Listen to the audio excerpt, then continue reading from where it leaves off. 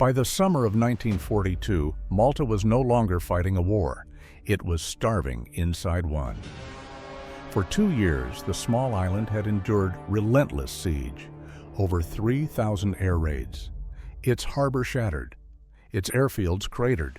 Fuel and ammunition stocks were almost gone. In June of 1942, the British launched Operation Julius.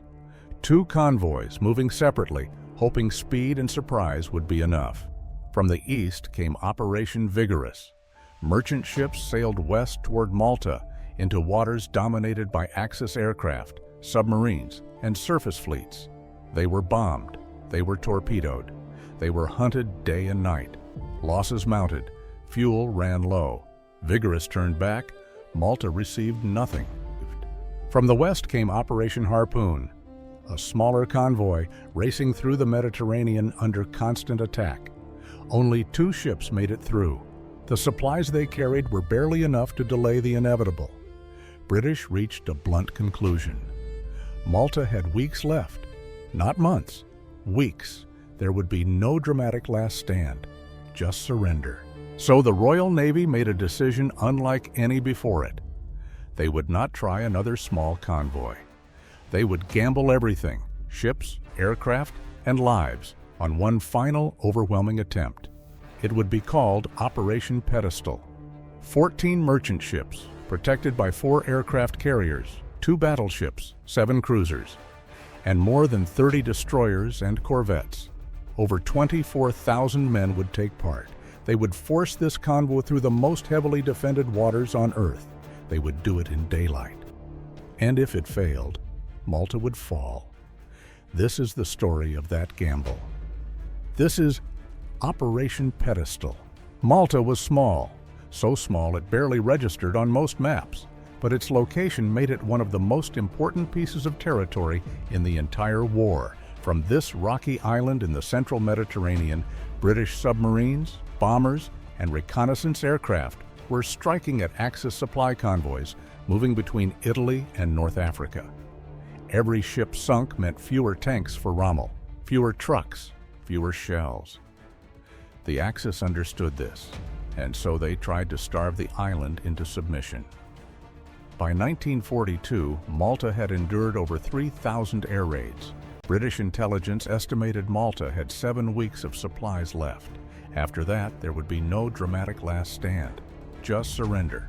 On June 15, 1942, the British Chiefs of Staff made their choice.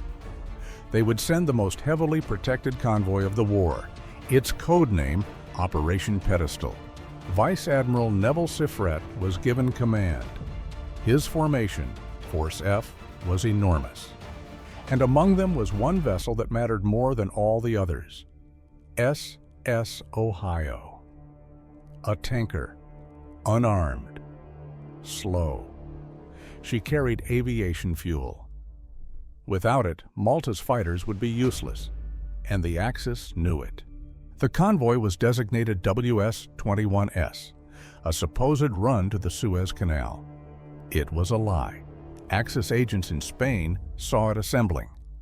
Reconnaissance aircraft picked it up almost immediately. Submarines were already moving. The trap was being built. Across Sicily and Sardinia, over 500 Axis aircraft were placed on high alert.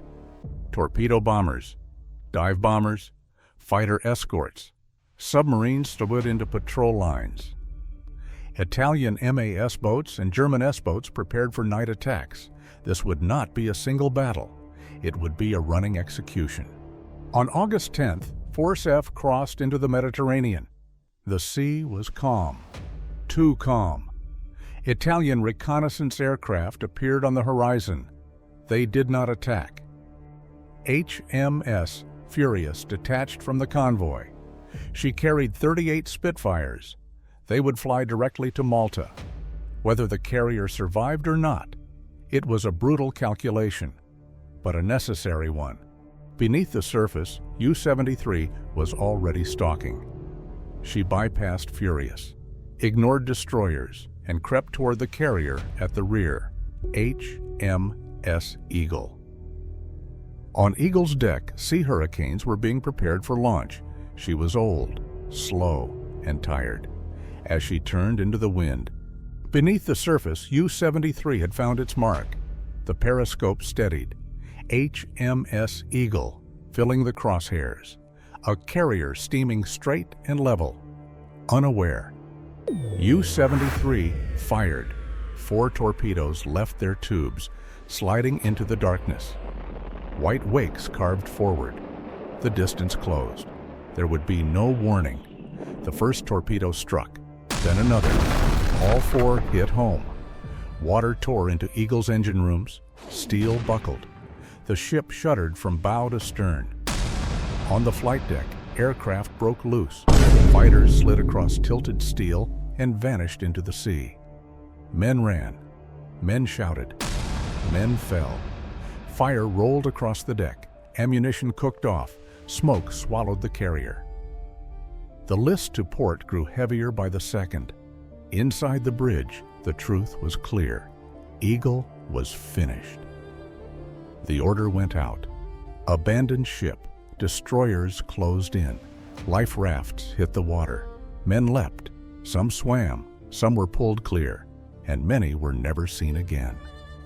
Slowly, HMS Eagle rolled onto her side, her great flight deck rising into the sky.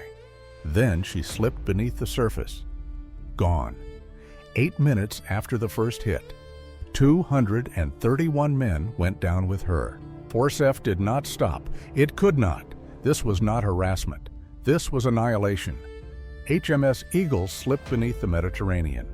The sea closed. The war did not. Malta was still starving, and the road ahead would be paved with fire. Operation Pedestal had only begun, and the hunters were already moving.